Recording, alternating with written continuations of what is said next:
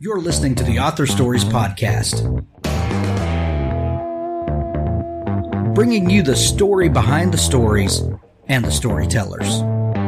Margaret White, Terry Brooks, Sheena Kamal, Matthew Quick, JT Ellison, Walt D. Williams, Brad Thor, Corey, Dr. O, Brandon Sanderson, Robin Mock, Ernest Klein, Jim Butcher, Sherwin Harris. Visit hankgarner.com for archives of all the shows. Today's guest is... Well, thanks for joining me again for the Author Stories Podcast, where I bring you the story behind the stories and the storytellers.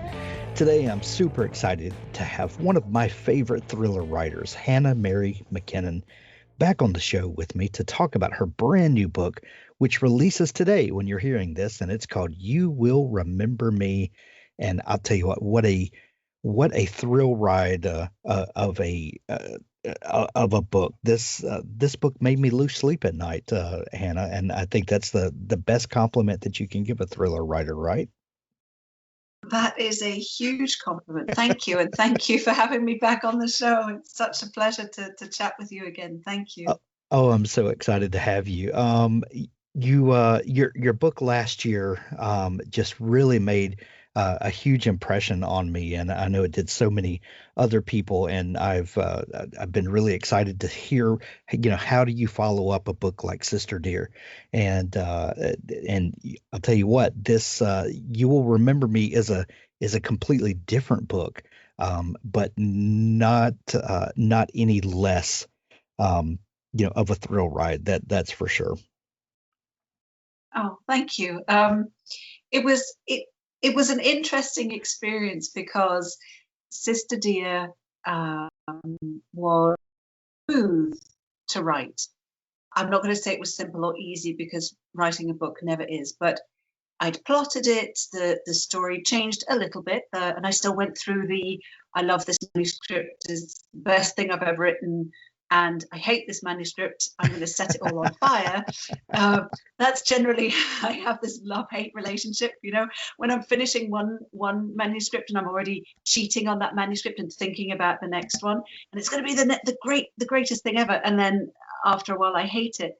But all things being equal, Sister Dear was relatively smooth to write, and so when I was writing You Will Remember Me, I'd followed the same methodology. I'd plotted it out. I'd thought about the characters.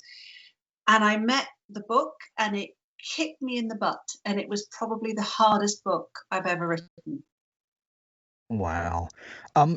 Sister Dear reads differently than the new book does. And I have to feel like that is on purpose. At some point, it's Sister Dear is more of a linear story where, Yes. and even though it's full of twists and turns and breakneck, excitement, it is kind of more of a point A to point B to point C kind of mystery, where You Will Remember Me is begins in a very unsettling way. When you started cheating, on Sister Dear with You Will Remember Me, I love that analogy, by the way. Did it come to you that way? Was your first inkling, that this is going to be a non-linear story, a very unsettling way of telling the story, before you knew anything about the characters or anything like that? Did you have an inkling that this was going to be a different kind of story? I knew it would be different in the sense that it needed more than one person telling the story. So Sister Dear has one protagonist, Eleanor. Everything is from her point of view. She carries that entire story from beginning to end. And also, Sister Dear begins almost at the end. The opening scene is towards the end of the story, really, and then we travel back 15 months, and then it's linear from there on out. Whereas with You Will Remember Me, because it's an amnesia thriller, one of the main characters, we'll call him the man from the beach, as he is referred to in the first chapter. I always knew the book would open on a beach with a man who wakes up, has no idea who he is, where he's from, or how he got there. So already that feeling of oh my gosh, who is this guy, and how did he get there, and what happened to him, and what's going to happen to him next? That was very clear to me at the very beginning, that would be where the story would start. Where it was going to go from there, I wasn't quite sure. But the beach scene was a very firm anchor in my mind right from the outset. Had Hannah, when you started conceptualizing the story, were there other stories that you were thinking of? I would like to tell a story that does this in a way that this other author has done. Or, were there any moments of inspiration, or was this just, let me think of the most diabolical way I can tell a story? Oh, I love that. She cackles. Yes, I mean, I'm always inspired and influenced by other authors. That's for certain. I mean, when you have an amnesia thriller, there are certain ways of handling that. So I looked at Ruth Ware's In a Dark, Dark Wood. She had a non-linear timeline for her amnesia thriller, where the character wakes up. I believe she's in hospital, and then we go past, present to unravel what happened and how she got there. And I didn't want a non-linear timeline. I wanted mine to be yes, there are the stuff that's gone on in the past, and I didn't want it to be one character. I needed it to be more than one. So I also looked at S.J. Watson's. Oh gosh, I don't want to mix up the title. While You Were Sleeping. Another amnesia thriller where the protagonist reads her diary every day to find out what has happened to her and what is actually going on in her life. But I didn't want to use a diary either, because you don't want to copy authors either, do you? You don't want to write a book and then have someone say, oh, that's like Ruth Ware's, or it's like S.J. Watson's. So it was very clear that it would be dark and diabolical, because that's that's kind of what I write. But I hadn't, up to that point, I don't think that I'd really considered writing an amnesia thriller, because there are many of them. I think the challenge with mine was that the point of view character who has amnesia is a point of view character. He's not being, and he doesn't have any set in the past. So to me, that made it quite unique to actually discover who this person is. The reader discovers who this person is along with the character, which was very challenging to write, that's for sure. Sure. Before we dig more into the book, Hannah, let's take a sidebar for just a moment, because I don't know if you've noticed or not, but the last year to 14 months have been kind of weird for most of the world. I don't know if you've noticed or not. They are. But it's and I've loved asking authors about what their experience over the last year has been like, because for the most part, most writers, we work at home, or in an office by ourselves mostly, and the great majority of the work that we do is done alone, and then toward the end of the process, then it goes to editors, and then there's some back and forth there, and there's then the rest of the marketing team comes in, and there's a lot of collaboration that happens on the very back end, just before it goes out to the rest of the world. But the vast majority of the work is done alone in isolation, for the most part. But a weird thing has happened. It has affected people differently, and people that normally spend most of their time alone anyway have been affected. There's something about being told that you can't do anything, that you've got to stay home, and all that. And then of course people have had kids at home and homeschooling and all of that. All of that to ask, how has this last year affected you, and have you noticed any difference in your creative process over this time? It was I think it came in almost in 3 acts. So when COVID initially hit, I'm in Canada, close to Toronto. We could see, it was almost as if we could see into the future by looking to Europe and seeing what was happening there. And we knew it was coming, and that it was going to be horrible. And I freaked out. I'd say probably for probably a good 3 to 4 weeks.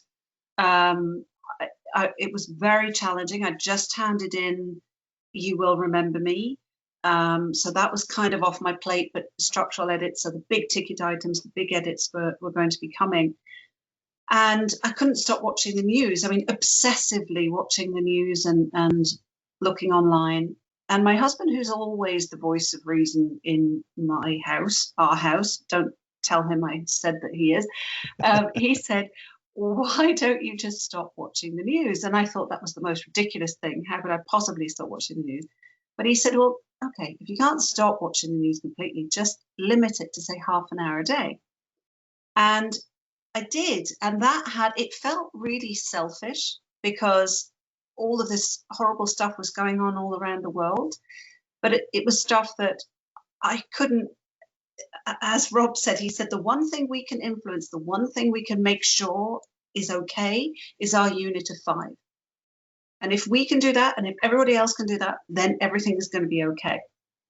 So I did stop watching the news, and I actually jumped headfirst into a project called First Chapter Fun, because there were about 14 of us on a Facebook Messenger chat. This was on March 16th last year, 2020, freaking out about, we've got books coming out, all of our book events are being cancelled. How is this going to work? We're going to end up in lockdown, and just basically collectively freaking out. And I said, as almost a joke, what if I read the first chapter of your books online on Facebook and Instagram or something? And that turned into a community, because I read online for 53 days in a row. I had to do hair and makeup every day for 53 days in a row during lockdown. I did not think this through, I swear. Because all of a sudden, lots and lots of authors were asking me to read. And so as of middle of May last year, I teamed up with fellow crime writer Hank Philippi Ryan. And we read now twice a week. Not our books. I mean, this week she's got on Thursday, last week, so she read from You Will Remember Me just before it published, which was lovely. But we always read other authors' books with their permission and with their publisher's permission. So that project made me so busy that even if I wanted to watch the news, I didn't have time anymore. And it was helping other people. I felt like I was actually doing something. I wasn't changing the world, but I was helping fellow authors, I was helping publishers, I was helping myself to focus on something else. And it became this half an hour of fun twice weekly, every Tuesday and Thursday at 12:30 p.m. Eastern. And it's still going. And we've got reads booked into December. Oh, so that was so much fun. What Death Taught Terence by Derek McFadden. Life is a journey. So is the afterlife. At the end of his life, Terence McDonald must discover its meaning, or he'll be banned from the afterlife forever, and his soul will cease to exist.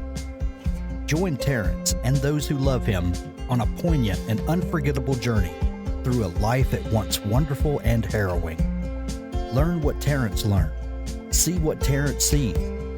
By this provocative story's end, readers may even learn a thing or two about themselves. See why people are saying things like, Derek McFadden writes with an insight few can match. If you like the works of Mitch Albom, I think you'll find What Death Taught Terence a worthy addition to your library, and the reading of it a life-affirming journey.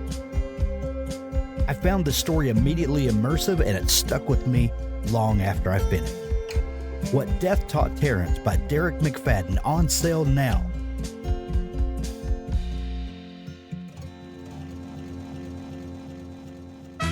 Authors, I have a fantastic new service to tell you about. It's called Pubsite. Pubsite is a service to help you build your very own website, your home on the web, where you can promote your work and give your fans a place to connect with you. Pubsite is a website platform that allows every author, regardless of budget, to have a great-looking professional website developed by the book marketing professionals at FSB Associates. Pubsite is the new, easy-to-use DIY website builder developed specifically for books and authors. Whether you're an author of one book or 20, or a small publisher, Pubsite allows you to build, design, and most importantly, update your website pain-free. No need to be dependent on a designer or webmaster to make a small but costly change to your website. Save the money and do it yourself. Pubsite is the best platform for authors because it's a book-centric platform. Pubsite was built just for authors and small publishers. Every design, feature, and layout is book-centric. They have customized designs for you to use. It's easy to build. No coding or HTML is necessary to create a stunning, professional-looking website with all the features you want. Get a custom domain name, yourname.com. It's simple to update. You can add all of your books, add a blog and a book tour, sell from any retailer, manage your email list and social media, and even do e-commerce.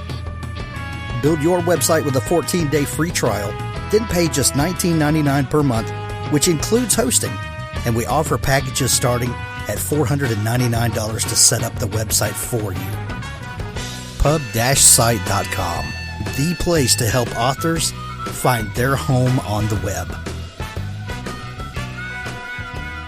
It was amazing, and it still is amazing. And Hank has been instrumental in developing the whole concept. And we have a Facebook group. We're on Instagram, and we just do these reads twice a week. So that was great. Then, so things were looking up, and then my mum got ill, not COVID. She was already not very well. Ended up in hospital and passed in July. And that was probably my lowest point because I couldn't go to Switzerland to see her.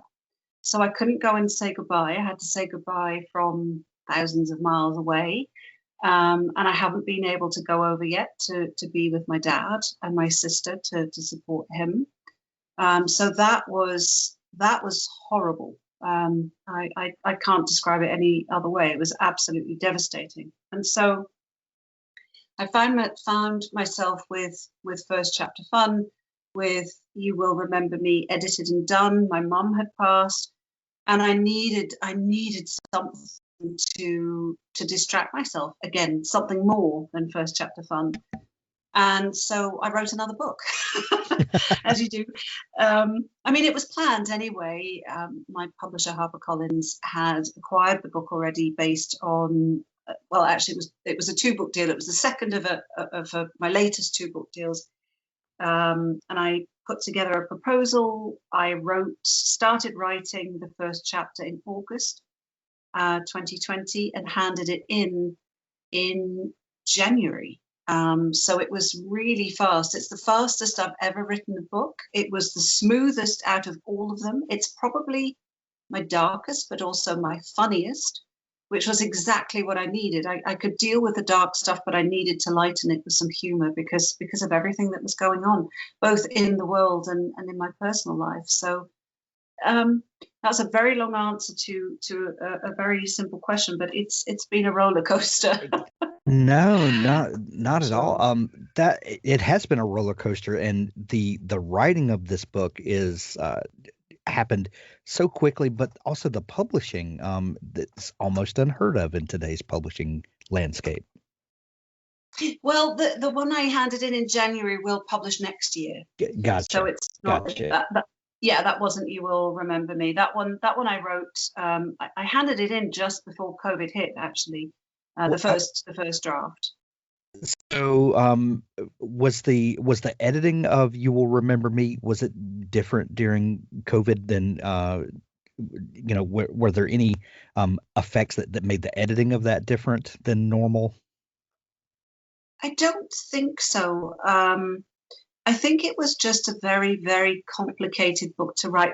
Actually, that's a really good question, because maybe looking back, I found it so hard to edit because because of everything that was going on, but I don't think so. I think it was, even when I handed You Will Remember Me in to my editor in January 2020, in comparison to Sister Dear, when I handed that one in, I felt confident in the manuscript. When I handed in You Will Remember Me, I didn't. I said to her, I remember saying to Emily, listen, I know there's stuff wrong with it, but I'm so sick of seeing the book, and I can't figure out what's not working. I know that there's stuff that isn't working, but can you please help me? And she did, and she was absolutely fantastic. But I think You Will Remember Me was hard to write. One of the reasons why is because a protagonist with amnesia, even though I'd plotted the book and I'd thought everything through, and I had my 15-page plot and whatnot, when I started writing the chapters for The Man at the Beach, I suddenly realized, although I knew all of his backstory and history that I'd created for this character, everything that had happened to him up to the point where the story starts, I couldn't tell him anything. He wasn't allowed to know because he had amnesia. So and I hadn't thought about that because, you're writing a story and you might refer to something, or the character will refer to something in the past, something they remember, something they did, something that reminds them of a situation they're in now, or whatever it is. And I couldn't do any of that. And I also didn't want to have the other two characters make him a cup of tea, or endless cups of tea, and sit him down and tell him about all of his history, because that would be really boring. So that was a challenge. And then there are elements of opioid abuse in there, and that's not something I'm particularly familiar with at all. So that was really challenging to do research on that. And I have a great friend, Alex Brady, who's a psychologist, and she treats people with addiction. And there's one scene in particular where one character meets a drug dealer to get a supply of benzos. And Alex wrote to me and she said, "Oh, you're so sweet. You've never met a drug dealer, have you?" Because he was very polite. And she said, "That's not how it works. They don't show up on time and give you what you've asked for. They'll do stuff to mess with you. They're not they're not necessarily very polite. Probably shouldn't generalize, but it was a very funny conversation, because I felt really out of my element, which as an author is also what you want to do. You want to be challenged. I certainly want to be challenged and write something that I've never written about before, and that I have to research and then get wrong, and have other people pre-publication laugh at me and say, no, sweetheart, let me sit you down and tell you how it really works." Well, that brings about an interesting conundrum for the writer when you're dealing with a thing like amnesia, and it's hard to build in likability for a character that not only do we as the reader not know anything about, but the character himself doesn't know anything about. Yes. There's a school of thought, that I think the book is Save the Cat, that where Mhm. they were the way to build connection with the movie viewer is to have someone save a cat, and you build Yes, an immediate likability. Well, sometimes you don't that's right. have that option, and Yes. sometimes you have to take the reader on a journey, and the reader may or may not feel connection with this character. It may not feel sympathy for a character, or you don't have that connection. So how do you keep the story moving even when the reader may or may not feel a deep connection to a character? That's such a great question, because um, I'm all for unlikable characters. I love unlikable characters as long as I understand them and understand where they're coming from. But again, someone with amnesia, I like The Man from the Beach for the most part, but it is very interesting to try and do that. So with the help of the two other protagonists, Lily and Maya, I was able to show who the man from the beach is through them. So not big scenes, again, where they sit down and explain to him who he is and what a lovely person he is. No, none of that. But there's one scene in particular when Maya, the stepsister, has a flashback, and she's remembering the first time she met the man from the beach and how kind he was. She was 12, he was 15. And it made him, I think, hopefully very endearing to the reader. Couple that with the fact that this man wakes up on the beach, he has no idea who he is, he clearly has amnesia, and he feels unsafe. I think that gives enough to the reader to hook them into who is this man and what's going to happen. They may not have decided whether they like him yet or not, but hopefully as I drip fed little details about the man through the other characters' eyes, that it helped cement whether they liked him or not. And I know from some reviews, some people liked him, some people didn't. Some people liked him up to a certain point. And that's all completely fine. Right. Well, the book, You Will Remember Me, is told from three different characters' viewpoints. I believe it's three different. What were some of the challenges in telling this story from three different viewpoints? Because one interesting thing for me is that you get different perspectives from the three viewers without necessarily getting any more information for especially the character with amnesia. You really deftly let us view things from different angles, but still just tease out the information. When you're thinking about the different viewpoints, and I know you're a plotter, but are there things, tools that you use to help you kind of conceptualize the story and how you're going to tell it from the three different viewpoints? How do you manage that? Yes, there are. One of the things I do is interview my characters. And that sounds really funny, but I have a 3-page questionnaire where there are different things. I mean, the typical things: what do they look like and how old are they and what's their job, that kind of thing. But then also ask them about their parents. Who were their parents? Are they still around? Do they get along with them? Do they believe in ghosts? Have they seen a dead body? All these kinds of things that probably will not make it into the manuscript, but it helps me build the backstory for the character and differentiate the characters one from the other, because I write first person past tense for all three characters. And what I really spend a lot of time thinking about is how can I make sure that when the reader is reading Maya's chapter, that they don't have to flip back to the beginning of the chapter and see that it's Maya. They need to know. So I try and always move the story forward, whichever chapter and from whomever's point of view it is. It has to move what has happened up to that point forward another step. They might reflect on something that has happened, but it can't be a regurgitation of the exact same thing that happened, but from just a different point of view. So it always has to move the story forward. But my editor told me that, and I will never forget that.